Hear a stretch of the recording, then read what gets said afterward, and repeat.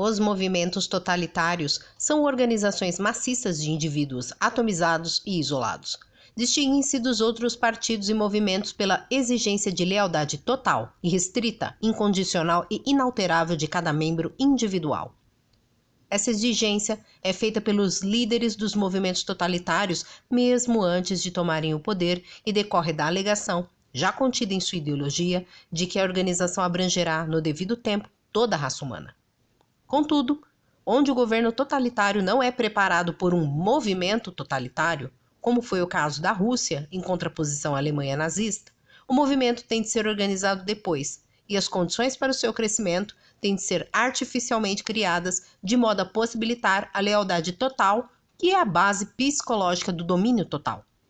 Não se pode esperar essa lealdade a não ser de seres humanos completamente isolados que, desprovidos de outros laços sociais, família, amizade, camaradagem, só adquirem o sentido de terem lugar neste mundo quando participam de um movimento, pertencem ao partido. A lealdade total só é possível quando a fidelidade é esvaziada de todo o seu conteúdo concreto. Para tanto, é mandatório sufocar a consciência moral individual que pode provocar mudanças de opinião. Os movimentos totalitários, cada um ao seu modo, fizeram o possível para se livrarem de programas que especificassem um conteúdo concreto, herdados de estágios anteriores e não totalitários da sua evolução.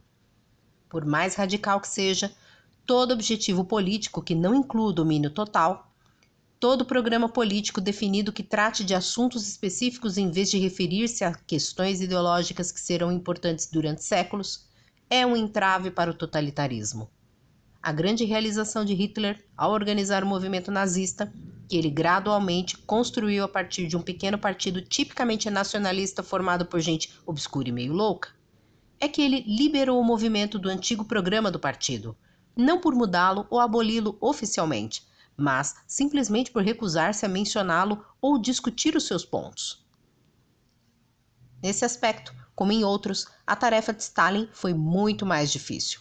O programa socialista do Partido Bolchevista era uma carga muito mais incômoda que os 25 pontos do programa do Partido Nazista redigidos por um economista amador e político maluco. Mas Stalin, após haver abolido as facções do partido, conseguiu finalmente o mesmo resultado, através dos constantes zigue-zagues da linha partidária comunista e da constante reinterpretação e aplicação do marxismo, o que esvaziava a doutrina de todo o seu conteúdo, já que não era possível prever o rumo ou a ação que ela ditaria. O fato de que o mais perfeito conhecimento do marxismo e do leninismo já não servia de guia para a conduta política, e de que, pelo contrário, só era possível seguir a linha do partido se repetisse a cada manhã o que Stalin havia dito na véspera, resultou naturalmente no mesmo estado de espírito, na mesma obediência concentrada, imune a qualquer tentativa de se comprometer o que estava fazendo, expressa pelo engenhoso lema de Himmler para os homens da SS: "Minha honra é minha lealdade." A falta de um programa partidário ou o fato de se ignorá-lo não é por si só necessariamente um sinal de totalitarismo. O primeiro a considerar programas e plataformas como desnecessários pedaços de papel e embaraçosas promessas não condizentes com o estilo e o ímpeto de um movimento foi Mussolini, com sua filosofia fascista de ativismo e inspiração no próprio momento histórico.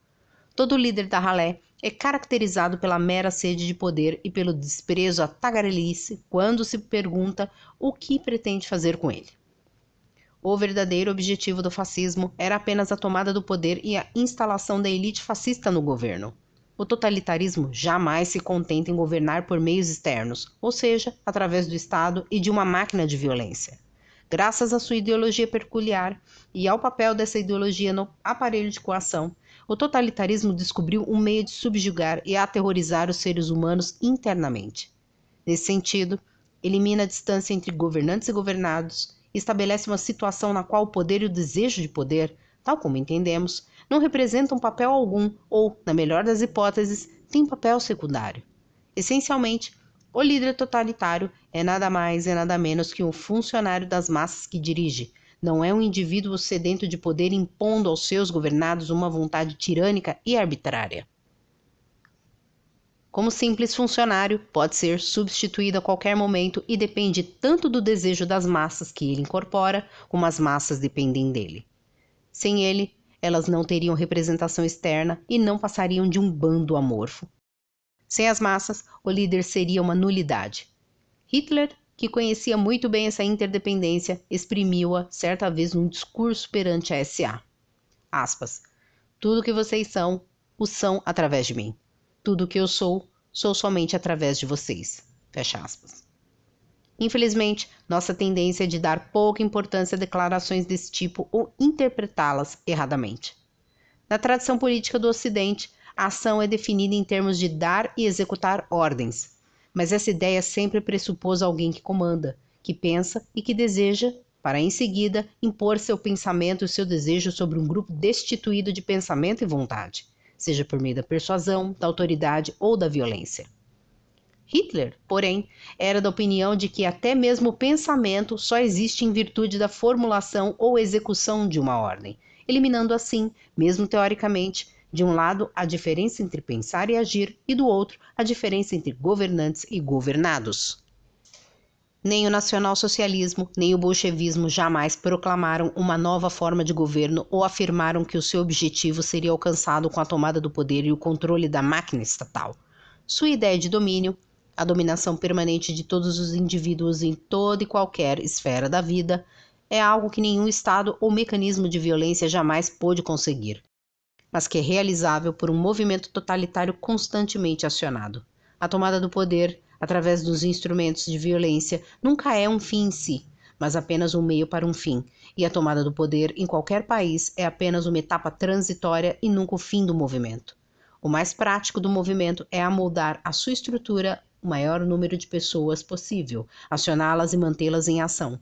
Um objetivo político que constitua a finalidade do movimento totalitário simplesmente não existe.